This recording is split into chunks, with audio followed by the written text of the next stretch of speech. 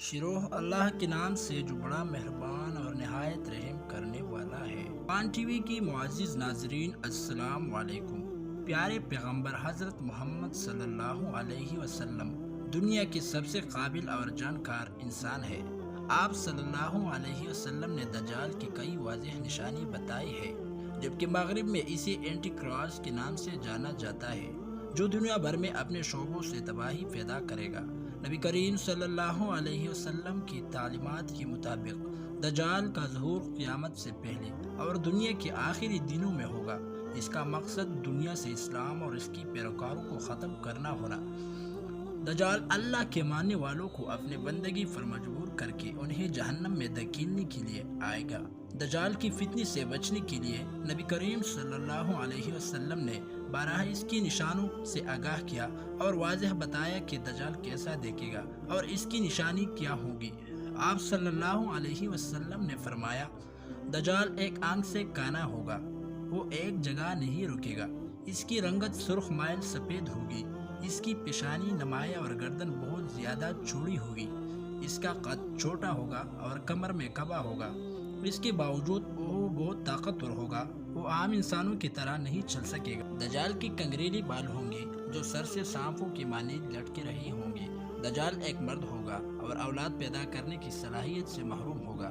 اس کی پیشانی پر دونوں آنکھوں کے بیچ کافر یا کافری لکھا ہوگا۔ حضرت حذیفہ سے مروی ہے کہ نبی صلی اللہ علیہ وسلم نے ارشاد فرمایا، دجال بائیں آنکھ سے کانا ہوگا، اس کے بال گنے ہوں گے، اس کے ساتھ جنت اور جہنم بھی ہوں گے، اس کی جہنم حقیقت میں جنت ہوگی اور اس کی جنت حقیقت میں جہنم ہوگی۔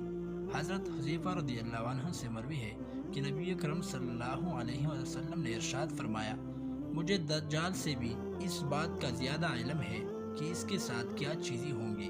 اس کے ساتھ دو جاری نہریں ہوں گی، ان میں سے ایک دیکھنے میں سفید پانی کی ہوں گی اور دوسری دیکھنے میں بھڑکتی ہوئی آگ کی ہوں گی۔ اگر کوئی شخص وہ زمانہ پائے تو اسے چاہیے کہ اس نہر پر جائے جو دیکھنے میں آگ نظر آ رہی ہوگی اور اس میں غوطہ لگا دے، پھر اپنا سر جھکا کر اس میں سے پانی پیے، وہ ٹھنڈا پانی ہوگا۔ اور دجال کے ایک آنکھ پھونک دی گئی ہوں گی، اس پر موٹا ناخنا ہوگا، اس کی دونوں آنکھوں کے درمیان کافر لکھا ہوگا، جیسے ہر مومن پڑھ لے گا، خواہ وہ لکھنا پڑھنا جانتا ہو یا نہ جانتا ہو۔ سب سے پہلے تو دجال کی آنکھوں کی کیفیت کو واضح کرنا مقصود ہے۔ اس سلسلے میں اتنی بات تو متعین ہے کہ دجال ایک آنکھ سے کانا ہوگا، اسی وجہ سے عوام میں وہ کانا دجال کے نام سے ہی مشہور ہے۔ اسی طرح یہ بات بھی پیچیدہ ہے کہ اسی دوسری آنکھ انگور کے دانے کی طرح پھولی ہوئی ہوگی اور اس کی پلکوں کے پاس گوشت کا ابھرا ہوا چھوٹا سا ٹکڑا ہوگا، لیکن یہ بات متعین نہیں ہے کہ وہ دائیں آنکھ سے کانا ہوگا یا بائیں آنکھ سے۔ اسی طرح اس کی پھولی ہوئی آنکھ کون سی ہوگی، حدیث کی روشنی میں اسے متعین کرنا خاصا مشکل ہے، کیونکہ ایک حدیث میں فرمایا گیا ہے کہ وہ بائیں آنکھ سے کانا ہوگا اور ایک حدیث میں فرمایا گیا ہے کہ وہ دائیں آنکھ سے کانا ہوگا۔ اسی بنا پر اس کی دوسری آنکھ کی کیفیت بھی متعین کرنا دشوار ہے۔ چنانچہ بعض علماء نے دائیں آنکھ والی روایت کو ترجیح دی ہے اور بعض علماء نے بائیں آنکھ والی روایت کو ترجیح دی ہے۔ اس نکارہ کا رجحان اسی دوسری رائے کی جانب ہے، جس کے مطابق دجال بائیں آنکھ سے کانا ہوگا۔ اکثر روایت میں بھی یہی آتا ہے۔ اس طرح یہ بات خود بخود متعین ہو جاتی ہے کہ اس کی دائیں آنکھ پھولی ہوئی ہوگی، جسے بعض روایت میں انگور کے دانے کے ساتھ تشبیہ دی گئی ہے اور بعض روایت میں اسی موٹی ناخنا سے تعبیر کیا گیا ہے۔ حدیث میں ایک اضافی بات یہ بھی بیان کی گئی ہے کہ اس کی بال خوب گنے ہوں گے۔ دوسری بات یہ بھی کہ دجال کی ان عیبدار آنکھوں کے درمیان اللہ تعالیٰ اس کی دجل و فریب اور جھوٹ کو ثابت کرنے کے لیے اس پر لفظ کافر لکھ دے گا۔ دراصل احادیث سے یہ بات بھی معلوم ہوتی ہے کہ دجال ابتدائی طور پر رسالت کا اور پھر خدائی کا دعویٰ کرے گا۔ یہ عجیب خدا ہوگا جو ایک آنکھ سے کانا اور دوسری سے بینکا ہوگا، یعنی اس میں اتنی بھی طاقت نہ ہوگی کہ اپنے جسم کی اتنی بڑی اور نمایاں عیب ہی کو دور کر سکے، اس لیے اس کی خدائی کا دعویٰ کرنا کسی مذاق سے کم نہ ہو۔ ایسا نہ ہوگا کہ وہ لفظ لوگوں کی نگاہوں سے اوجھل ہوگا، بلکہ پڑھی لکھی لوگوں کے ساتھ ساتھ ان پڑھ لوگ بھی اسے پڑھ سکیں گے۔ دجال کی پیشانی پر موجود لفظ کافر دنیا کا کوئی صابن اور کیمیکل نہ مٹا سکے گا۔ البتہ یہی دو باتوں کی وضاحت ضروری ہے۔ ایک تو یہ کہ بعض روایت میں دجال کے دونوں آنکھوں کے درمیان لفظ کافر حروف تہجی کے ساتھ الگ الگ کر کے لکھنے کا تذکرہ ملتا ہے، یعنی یہ لفظ اس طرح کافر لکھا ہوگا، اور بعض روایت میں حروف تہجی ملا کر کافر لکھے ہونے کا ذکر ہے۔ تاہم معنی دونوں صورتوں میں ایک ہی ہوگا۔ اور دوسری بات یہ کہ کیا یہ لفظ حقیقتاً اس کے آنکھوں کے درمیان لکھا ہوگا؟ یہ حدیث میں اس کا مجازی معنی مراد ہے۔ تیسری قابل وضاحت بات دجال کی جنت اور جہنم سے متعلق ہے۔ اللہ تعالیٰ جب کسی کو ڈھیل دیتا ہے تو اس کی رسی خوب دراز کر دیتا ہے، اور جب اسی سزا دینے کا ارادہ فرما لیتا ہے تو اسی رسی کو کھینچ لیتا ہے۔ دجال جب خدائی کا دعویٰ کرے گا تو اللہ تعالیٰ اسی بھی ڈھیل دے گا، حتیٰ کہ دجال اپنے ساتھ جنت اور جہنم کو لے پھرتے ہوگا۔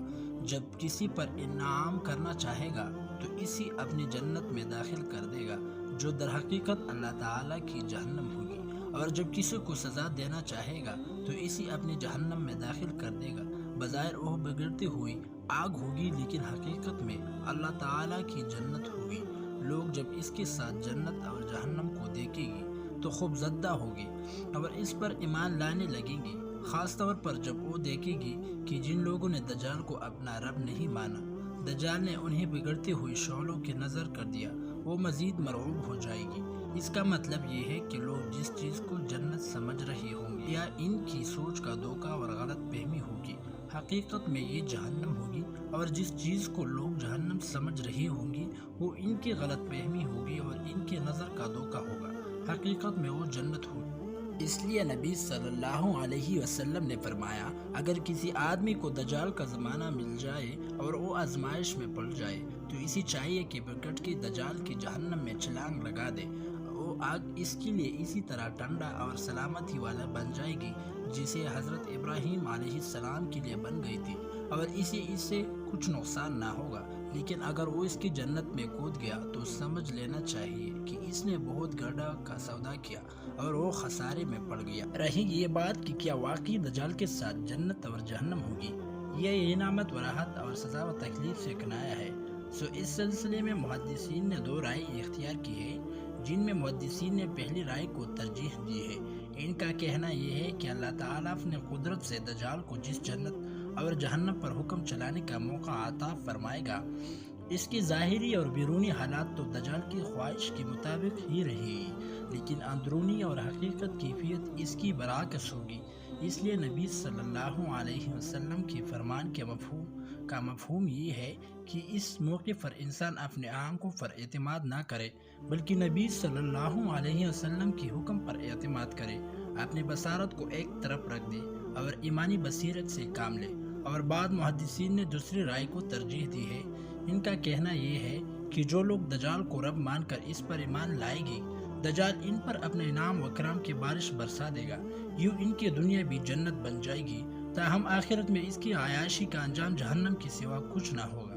اور جو لوگ دجال کو اپنا رب ماننے سے انکار کر دے گی، دجال انہی طرح کی تکلیفوں میں مبتلا کر دے گا، جس کی وجہ سے یہ دنیا ہی ان کے لیے جہنم بن جائے گی، لیکن دنیا کی ان تکلیفوں کا انجام آخرت میں جنت کے سوا کچھ نہ ہوگا۔ اس لیے انسان کو چاہیے کہ بصارت کے بجائے اس موقع پر بصیرت سے کام لے، تاکہ دنیا میں بھی سرخرو ہو اور آخرت میں بھی اس کا انجام اچھا